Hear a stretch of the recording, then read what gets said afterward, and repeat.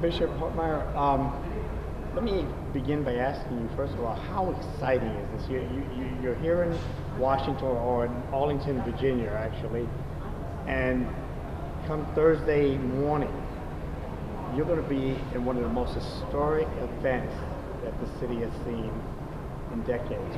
What is that like?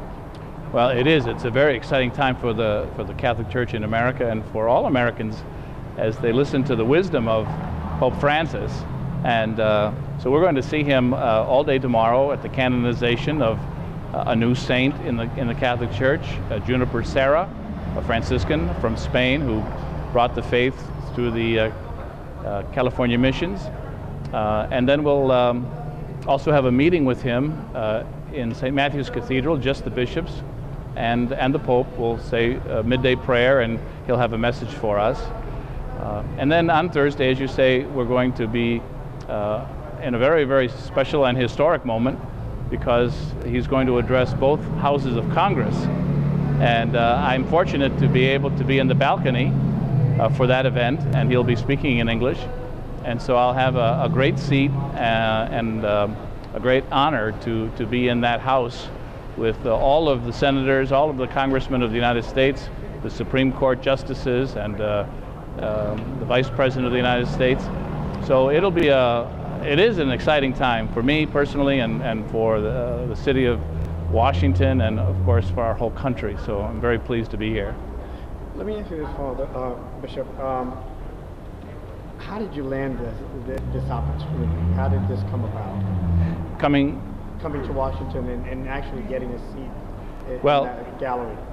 It was through the generosity of Buddy Carter, our congressman, who received one ticket as a congressman for a guest in the balcony, and he gave it to me. And so I was very, very honored that he thought of me to do that, and so I'm his guest, and as a result I'm able to be in the Hall of Congress for the address.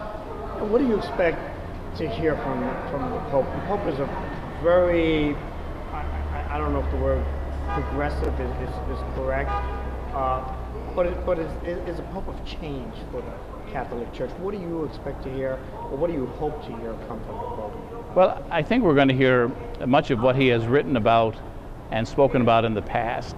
In his two most recent publications, he's written specifically about the global world in which we live, that we are neighbors, that we're sharing this planet, that he fears global warming, and that we should be taking steps to address that, to replace natural resources that we have been using and enjoying, so that they're available for the generations that follow us. And so he's also very concerned about the dignity of the human person. He calls it the ecology of humanity, and how we are treating one another on this planet as we are living next to each other. Are we making sure that each of us has something to eat? Are we educating each other? Are we helping each other in times of disaster and famine and so forth? And so he's going to be speaking about that as well. He's probably also going to address the terrible situation in the Middle East, and the migration of the Syrian people from their country throughout Europe, and how the Church has asked that everybody open their arms, their doors to these refugees, so they have a place to live and a place to bring their children and be safe. Now, on a personal level, I know you mentioned it's exciting to be here, but on a personal, I mean, have you met the Pope before? I have. I met Pope Francis in January. I went to Rome, and after the audience, I was introduced to him, and we had a conversation, a brief conversation. He was very warm, very cordial.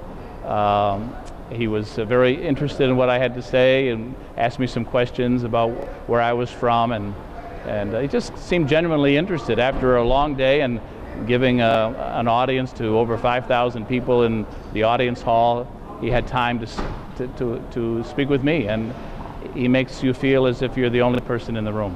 Now, as far as the parishioners back in Savannah,